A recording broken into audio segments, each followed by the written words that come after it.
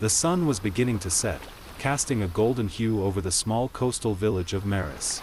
Nestled between the vast ocean and the towering cliffs, Maris was a haven for fishermen. The rhythmic sound of waves crashing against the shore was a constant lullaby for its inhabitants. In this village lived Leo, a tall, rugged man with sun-kissed skin and deep blue eyes that mirrored the ocean he loved. His hands, rough from years of battling the sea, held stories of countless adventures. Leo was no ordinary fisherman. He was known for his incredible skill and intuition, often venturing into parts of the ocean others dared not tread. His boat, the Siren's Whisper, was his pride and joy. It had seen many storms and calm days, always returning with a bountiful catch. Every morning, as the first rays of the sun touched the horizon, Leo would set sail, and by evening, he'd return with fish that were the talk of the market. But what made Leo truly special was not just his fishing skills. It was his love for storytelling. Every evening, as the children of Maris gathered around the bonfire, Leo would regale them with tales of the sea. Tales of mermaids, of treacherous storms, of mysterious underwater caves, and of a legendary fish that he had heard of but never seen. This fish, as the stories went, was the most beautiful and the most poisonous in the world. It was said that whoever caught it would be faced with a decision that could change their life forever. While some believed it to be just a myth, Leo had always felt a strange connection to this tale. As the fire crackled and the stars began to appear, Leo's voice would weave magic, transporting the children to a world of wonder. And every night, as the stories ended and the children drifted off to their homes, there was a silent wish in Leo's heart, to one day encounter the legendary fish and discover the truth for himself. The night was calm, with only the gentle whisper of the sea breeze and the distant sound of waves. The village children, having finished their chores, gathered around a roaring campfire, their faces illuminated by its warm glow. They eagerly awaited the evening's tale, and tonight, they were in for a special treat. An elderly fisherman, known as Old Man Elias, took his place by the fire. With a long white beard and eyes that held the wisdom of the ages, Elias was a living legend in Maris. He had sailed the 7 seas and had tales that could make one's hair stand on end. Clearing his throat, Elias began, "Children, have you ever heard of the Sirena's curse?" The children exchanged curious glances, their interest piqued. "It's not just any fish," Elias continued, "it's the most beautiful yet the most deadly creature of the deep." He described the fish with scales that shimmered like 1,000 diamonds and eyes that could pierce one's soul. But its beauty was a facade, for it held a deadly poison. Many have tried to catch the Sirena's curse, lured by its beauty and the legend surrounding it.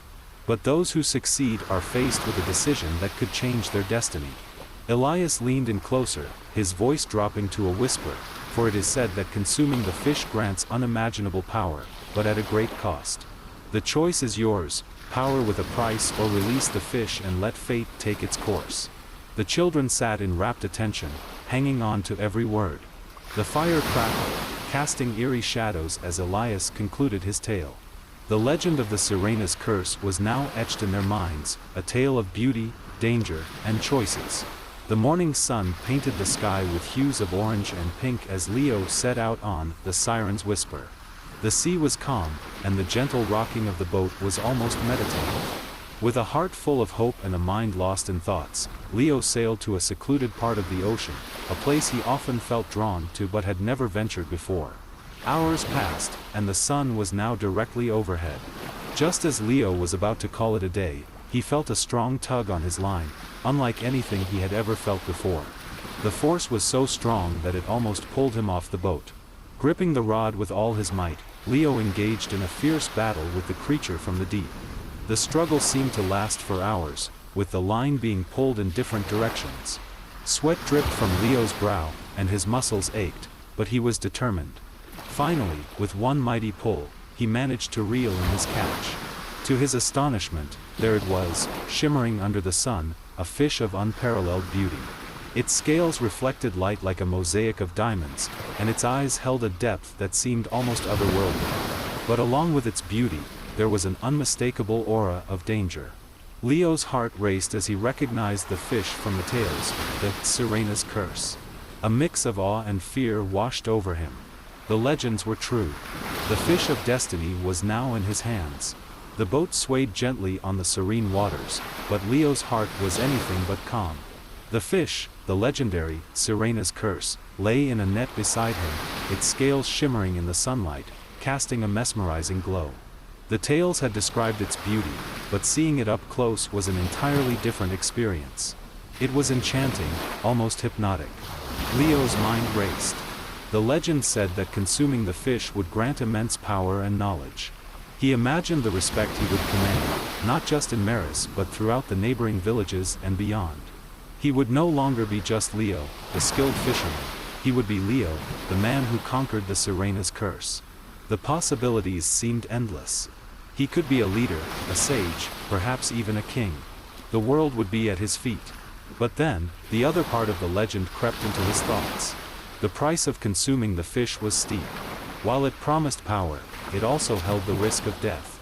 And if death did not come, a cursed existence awaited. The tales spoke of fishermen who had vanished after catching the fish, never to be seen again.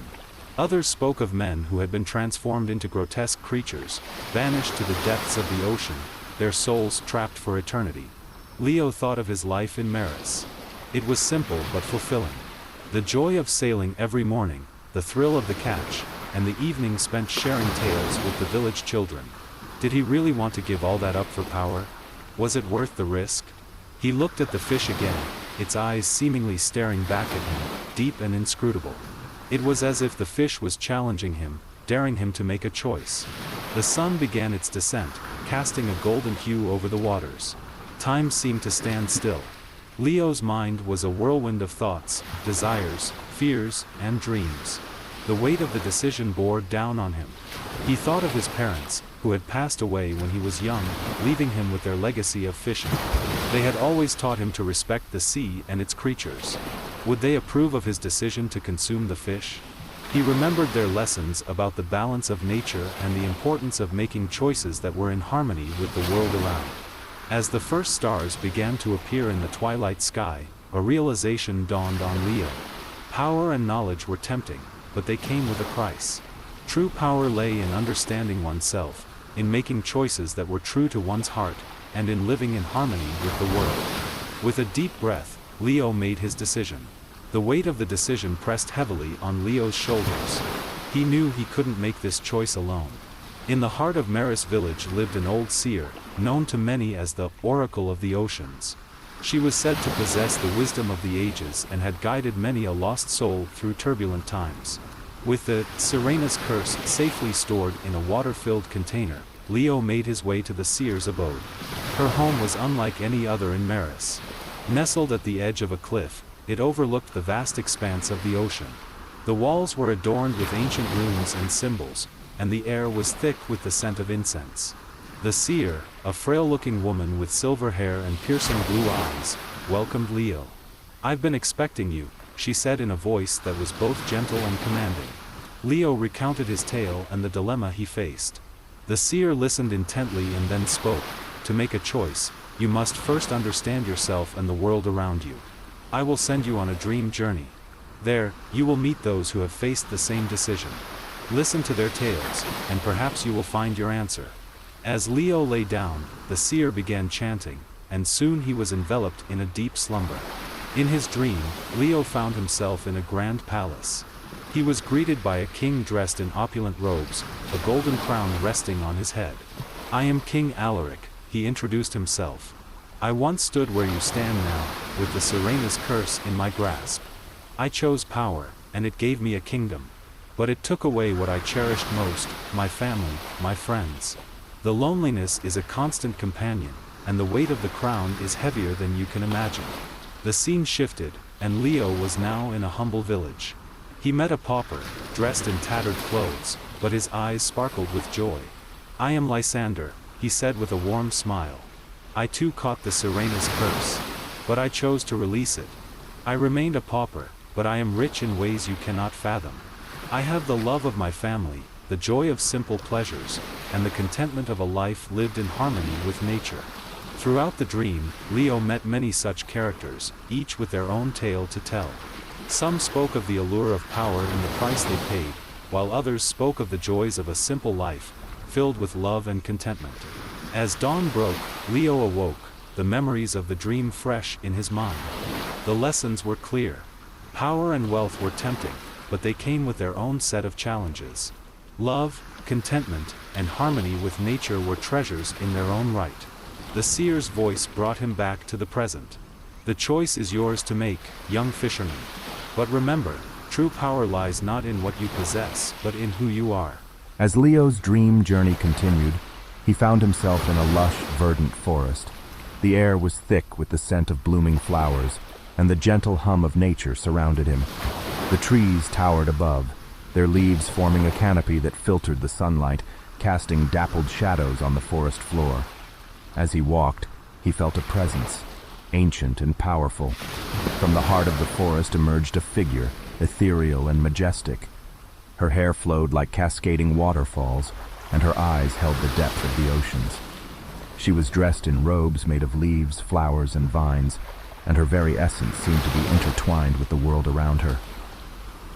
"Welcome, Leo," she said, her voice echoing the gentle rustle of the leaves. "I am Mother Nature, the guardian of this world." Leo bowed in reverence. "I seek guidance," he began, explaining his dilemma with the Sirena's curse. Mother Nature listened intently, her expression thoughtful. "Every creature, every plant, every element in this world has a purpose," she began. "They all play a role in maintaining the delicate balance of nature. The Sirena's curse, while powerful, is also a part of this balance." She gestured around, and the forest came alive. Scenes played out before Leo's eyes: a predator hunting its prey, a tree shedding its leaves, rain nourishing the earth. "Every action has a reaction," she continued. "The predator needs to hunt to survive, but in doing so, it also controls the population of its prey. The tree sheds its leaves to conserve energy during the colder months, and those leaves decompose, enriching the soil. The rain may cause floods, but it also brings life." She turned her gaze back to Leo. "By consuming the Sirena's curse, you would be introducing a force into your being that is not meant for humans. The power and knowledge it offers come at a cost. The balance within you, and potentially the world around you, could be disrupted." Leo pondered her words. "But what if I can control it?" he asked. Mother Nature smiled gently. "Power is seductive, and even the strongest can be swayed. The question is, are you willing to risk the harmony of the world for personal gain?" The forest began to fade, and Mother Nature's form became translucent. "Remember, Leo," she whispered as she disappeared, "the true strength lies in understanding the balance and respecting the world you are a part of." Leo awoke with a start. The dream had felt so real, and the lessons imparted by Mother Nature weighed on his mind. He realized that the decision was not just about him, but about the world he lived in. The balance of nature was delicate, and every choice had consequences. The first rays of dawn painted the sky with hues of pink and gold as Leo slowly opened his eyes. The dream, with its vivid landscapes and profound encounters, lingered in his mind. He could still feel the cool touch of the forest, hear the rustling of the leaves, and see the deep, wise eyes of Mother Nature. The weight of the decision he had to make pressed heavily on his heart, but now it was accompanied by a newfound clarity. Sitting up, he took a moment to gather his thoughts. The boat rocked gently, the rhythmic sound of the waves lapping against its sides providing a soothing backdrop to his introspection. The Sirena's curse, with its shimmering scales and aura of mystery, lay beside him, its presence a constant reminder of the crossroads he stood at. The tales of power and knowledge, the allure of a kingdom, the promise of respect and admiration, they all seemed so tempting. But juxtaposed against them were the lessons from his dream. The lonely king who had everything yet nothing, the content pauper surrounded by love, and the profound wisdom of Mother Nature. Every action had a reaction, and the balance of nature was delicate. Leo thought about his life in Maris, the simple joys of sailing, the thrill of the catch, the laughter of the village children, the stories shared around campfires. They were the essence of his existence. Did he really want to trade all that for a momentary taste of power? Was the risk, the potential disruption of the natural balance worth it? He remembered the words of the seer, "True power lies not in what you possess, but in who you are." And Mother Nature's wisdom echoed in his mind. The true strength lies in understanding the balance and respecting the world you are a part of. Taking a deep breath, Leo made his decision. He gently picked up the Serena's curse, its scales reflecting the colors of the dawn. Holding it over the side of the boat, he whispered a silent prayer, thanking the fish for the lessons it had imparted, and seeking forgiveness for the momentary temptation. And with a gentle push, he released it back into the depths of the ocean. As the fish disappeared into the blue abyss, Leo felt a weight lift off his shoulders. The sun rose higher, casting a golden glow over the waters, and the world seemed brighter, more vibrant. He realized that true power lay in making the right choices, in understanding oneself, and in living in harmony with the world. With a heart full of gratitude and a renewed sense of purpose, Leo set sail for Maris. The journey ahead was clear, and he was ready to embrace whatever adventures lay in store, armed with the wisdom of his dream and the lessons from the Serena's curse. The village of Maris was abuzz with activity as Leo's boat, the Siren's Whisper, approached the shore. Word had spread like wildfire about his encounter with the legendary Serena's curse. Children ran alongside the beach, their eyes wide with excitement, while the elders watched from a distance, their expressions a mix of curiosity and skepticism. As Leo anchored his boat and stepped onto the sandy shores, a crowd gathered around him. Whispers filled the air, and all eyes were on him, waiting for him to speak, to confirm the tales that had been circulating. Clearing his throat, Leo began to recount his adventure. He spoke of the fierce battle with the fish, the weight of the decision he faced, and the dream journey that had guided him. He described his encounters with the lonely king, the content pauper, and the wise words of Mother Nature. And with a deep breath, he revealed his decision to release the Serena's curse back into the ocean. The crowd was silent for a moment, processing the tale. Then, voices began to rise. Some were filled with disbelief. "You had a chance to gain unimaginable power, and you let it go?" exclaimed one of the fishermen. "You could have been a legend, and you chose to remain a simple fisherman?" Another mocked. But amidst the skepticism, there were voices of support.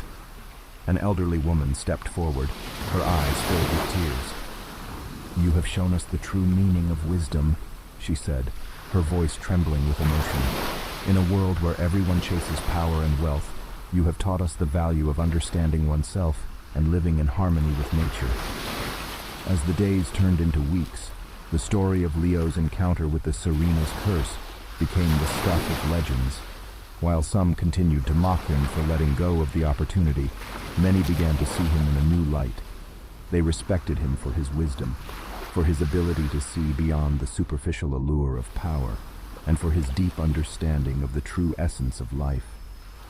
Children would gather around him, their eyes wide with wonder, as he shared tales of his adventures. They no longer saw him as just Leo, the skilled fisherman. He was Leo, the wise sage who had encountered the Serena's curse and had chosen the path of understanding and harmony. The village of Maris began to change as well. Inspired by Leo's story, many began to reevaluate their own choices and priorities. They started to value the simple joys of life, the beauty of nature, and the importance of living in harmony with the world around them. And so, Leo became a legend in his own right. Not for eating the fish, not for gaining unimaginable power, but for understanding the true essence of life, and for teaching the village of Maris the value of wisdom, harmony, and contentment. The sun was setting, casting a warm orange glow over the village of Maris. The once bustling marketplace was now quiet, with only the distant sound of waves crashing against the shore. At the heart of the village, near the old banyan tree, a group of children sat in a circle, their faces illuminated by the soft light of a campfire. They were waiting, eagerly, for the evening storyteller. From a distance, an elderly figure approached. His steps were slow, measured, but his posture was upright, exuding an aura of quiet strength. It was Leo, now much older, with silver streaks in his hair and lines etched on his face. each one telling a tale of its own. As he sat down, the children's excitement was palpable. They had heard tales of Leo's adventures, of his encounter with the legendary Serena's curse, but hearing it from the man himself was a different experience altogether. Leo began his tale, his voice deep and resonant, carrying the weight of years of wisdom. He spoke of his younger days as a fisherman, of the thrill of the catch, and of the day he encountered the Serena's curse.